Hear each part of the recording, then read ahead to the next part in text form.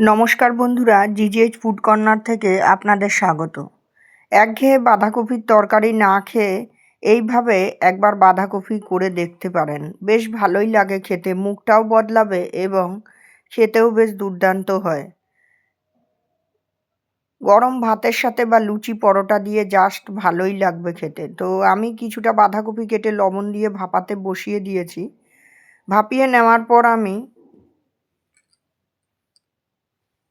জল ছেঁকে নিয়েছি। এবার কড়াই বসিয়ে তাতে আমি সাদা তেল কিছুটা দিয়ে দিলাম, দিয়ে 5 ফোড়ন দিয়ে দেব।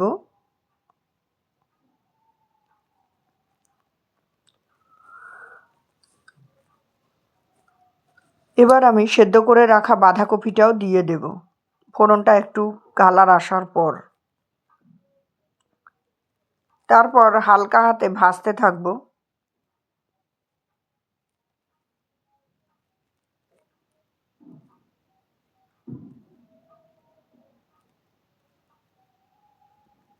পরিমাণ মতো লবণ এবং হলুদ দিয়ে দিতে হবে।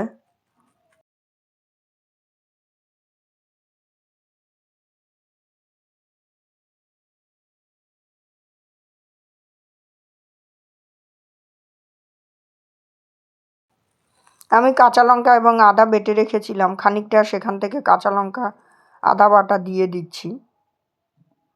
দিয়ে খুব ভালো করে মিশিয়ে নিতে হবে লবণ হলুদের সাথে কাঁচা লঙ্কা আদা বাটাটা।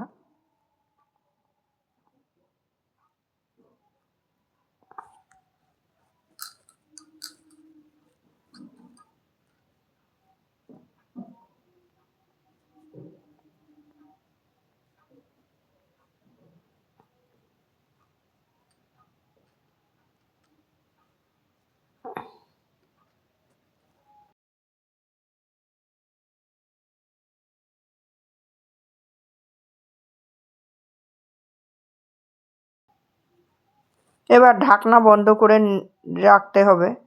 ঢাকনা তোলার পর দেখুন হালকা হালকা বাঁধাকপির গায়ে রং এসেছে। এই অবস্থায় হালকা হাতে নেড়ে সামান্য একটু চিনি দিয়ে নেড়ে নিতে হবে। আরেকদিকে একটা বাটিতে 2 চামচ বেসন জলে মিশিয়ে নিতে হবে। বেসন নেওয়ার পর সামান্য একটু মৌরি গ্রাইন্ডারে করে হালকা হাতে একটু আধা গুঁড়ো করে নিতে হবে, থেতো করে। এবার বেসনের গোলায় সেই মৌরি গুঁড়োটা দিয়ে দিতে হবে, দিয়ে খুব ভালো করে মিশিয়ে নিতে হবে। চিনিটা মেশানোর জন্য নেড়ে নিচ্ছি হালকা করে। আস্তে আস্তে চিনিটা গলে গেছে অলরেডি। এই অবস্থায় বেসন গোলাটা আমি বাঁধাকপির মধ্যে ঢেলে দেব। দিয়ে বাটিটা ধুয়ে সামান্য একটু জল দিয়ে খুব ভালো করে কষিয়ে নেব যতক্ষণ না পুরো মিশ্রণটা শুকিয়ে আসে।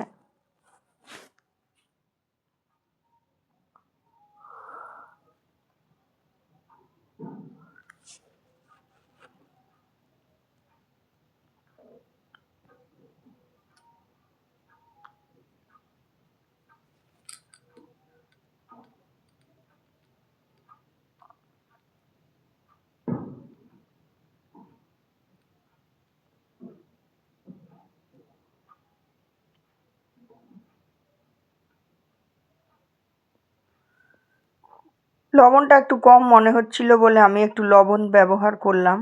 দেখুন মিশ্রটা একদম শুকিয়ে এসেছে, আরও একটু হতে দিতে হবে।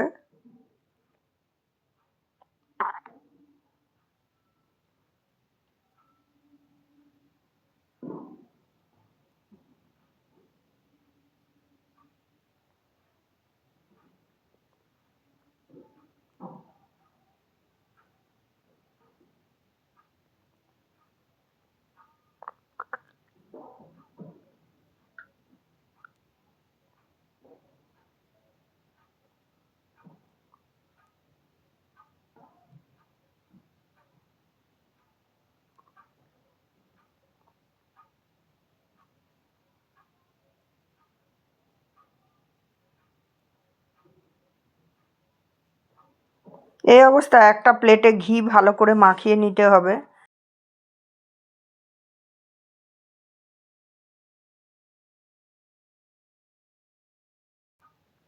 এবার পিস পিস করে কেটে নিতে হবে, নিয়ে সেগুলো কড়াইয়ে তেল গরম করে তাতে লালচে বাদামি করে ভেজে নিতে হবে।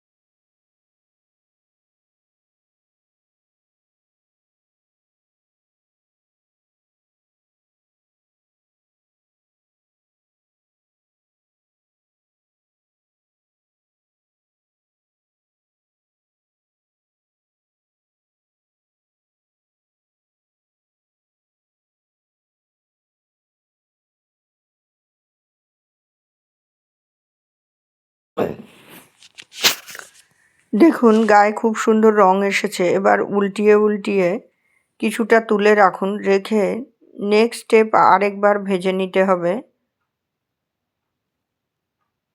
দেখুন খুব সুন্দর গায়ে কালার এসেছে, সেগুলো এবার আমার তুলে নিতে হবে।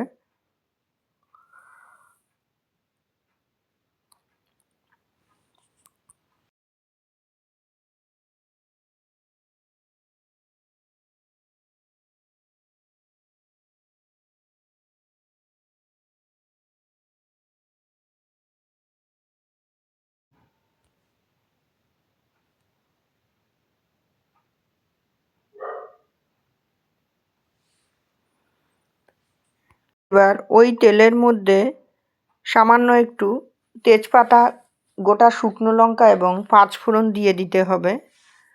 ফোড়নটা সুন্দর সেন্ট আসা অবধি নাড়তে চাড়তে হবে। এবার ডুমো ডুমো করে কেটে রাখা আলুগুলো দিয়ে লালচে বাদামি করে ভেজে নিতে হবে।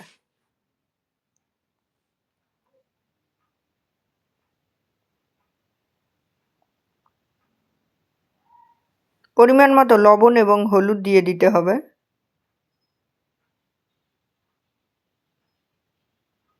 আর এখানে তো অলরেডি আমি বাঁধাকপির ফ্রাই পিসগুলো তুলে রেখেছি।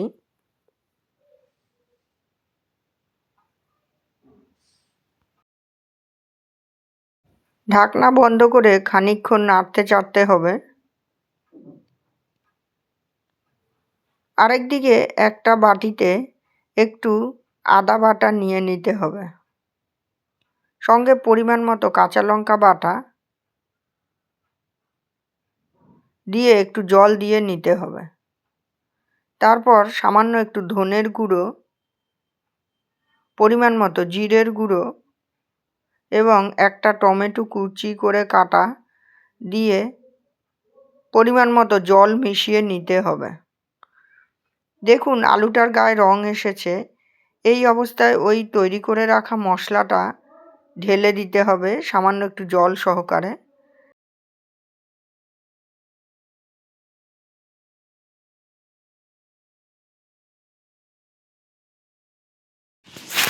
হালকা করে নেড়ে নিতে হবে, নিয়ে আরও একটু জল দিতে হবে যেন তলাটা লেগে না যায়।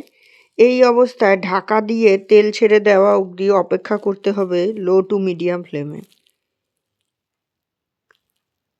ঢাকনা খুলে দেখুন সামান্য হালকাভাবে ফুটতে লেগেছে। এই অবস্থায় আরও কিছুক্ষণ নেড়ে নিতে হবে। আমি পুরোটা জল শুকিয়ে কষাবো না। এই মানে মশলা গ্রেভিটা থাকা অবস্থায় আমি এক সাইড করে আলু এবং টমেটোটা করে দিয়ে ওই বাঁধাকপির বড়াগুলো একটা একটা করে সাজিয়ে দেব, যেন মশলার ঝাল, লবণ, নোনতা ভাবটা ওই বড়ার মধ্যে অ্যাবজর্ব করে। এই অবস্থা হালকা হাতে ঢেকে রাখবো। আরেকদিকে একটা বাটিতে কাশ্মীরি লঙ্কা একটু জল দিয়ে গুলে নেব। নিয়ে ঢাকনাটা সরিয়ে দেখুন মশলার গ্রেভিটা বড়ায় অ্যাবজর্ব করে গেছে। টমেটোটা আমি হালকা হাতে একটু থেতলে দেব খুন্তি দিয়ে,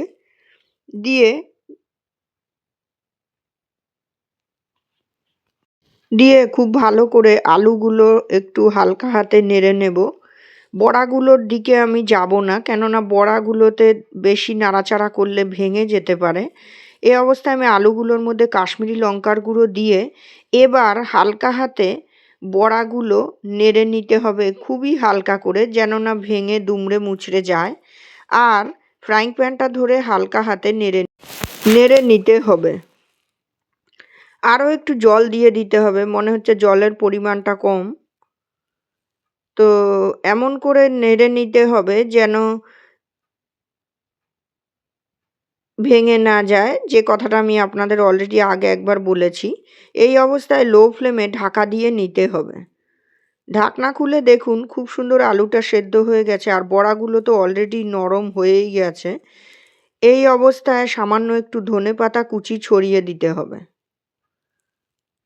তো তৈরি হয়ে গেল একটা চমৎকার ভেজ রেসিপি। এবার পরিমাণ মতো চিনি দিয়ে দিতে হবে।